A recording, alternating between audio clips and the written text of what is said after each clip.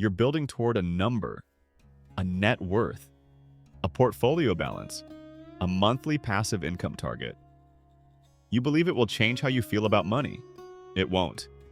That gap between expectation and reality, that's where the damage happens.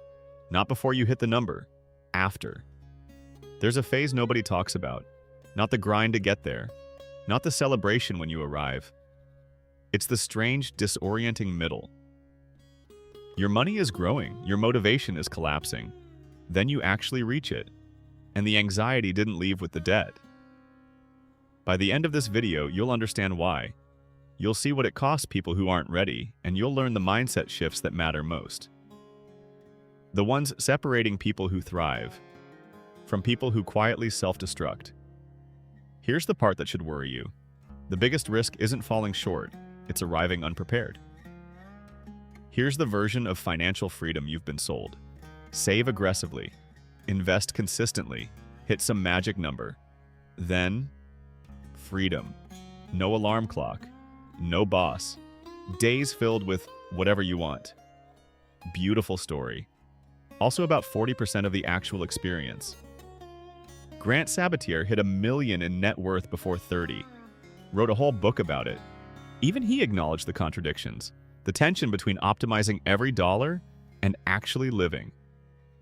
Dave Ramsey puts it more bluntly. Financial peace isn't the acquisition of stuff. It's learning to live on less than you make.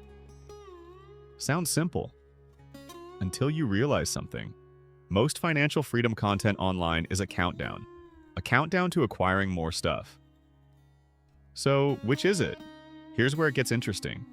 People who actually reach financial independence report something almost nobody warns you about. The journey to financial freedom has 3 phases. The exciting beginning. Everything is new. You're making dramatic changes. The triumphant end. You cross the finish line.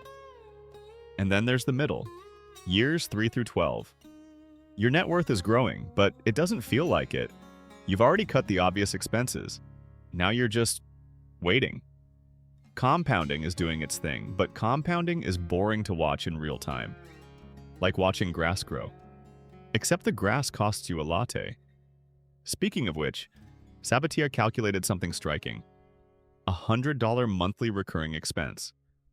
Under the 4% rule.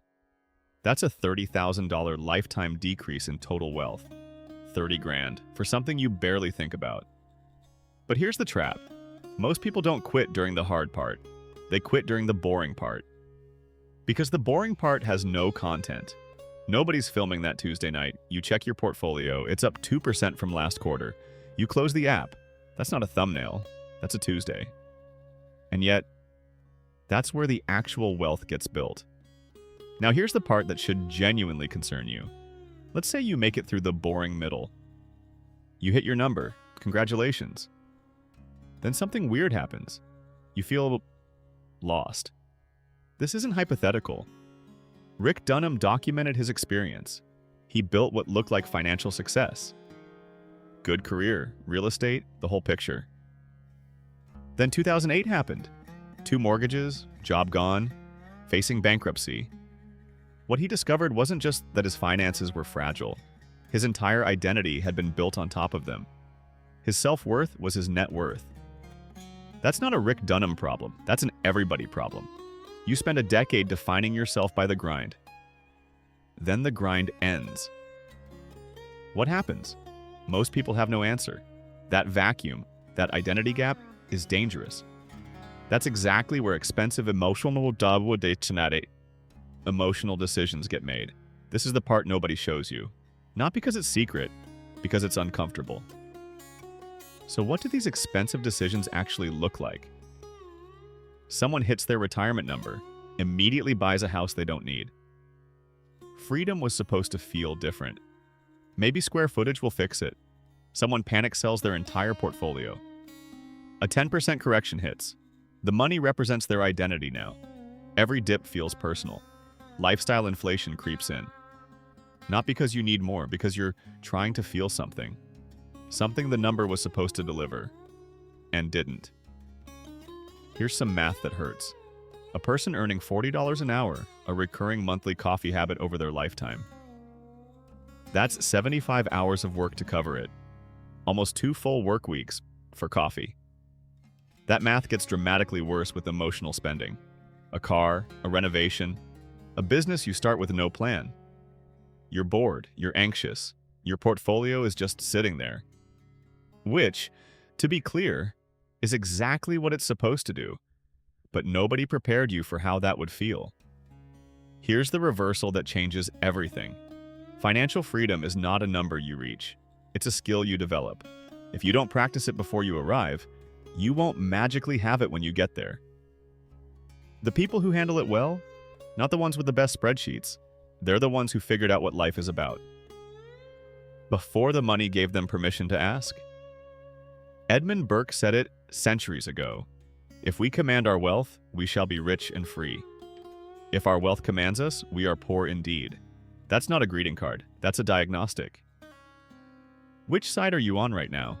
Because the answer doesn't change at 7 figures, it just gets louder. So here's what this looks like in practice. First, define life after the number.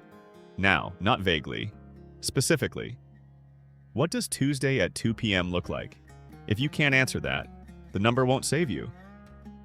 Second, practice living on your terms before you can afford to. Take a random Wednesday off. Sit with the discomfort of unstructured time. If it makes you anxious now, financial freedom won't fix that. It'll amplify it. Third, separate your identity from your financial progress. You are not your net worth. You are not your savings rate. Those are tools. You are the person using them.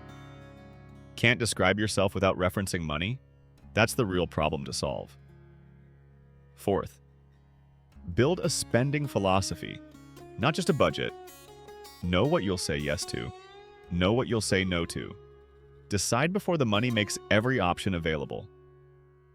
Every option with no framework? That's just expensive confusion. Fifth, expect the boring middle. Name it, respect it. It's not a sign something's wrong, it's a sign compounding is working. Which is great news, even if it doesn't feel like it on a Tuesday.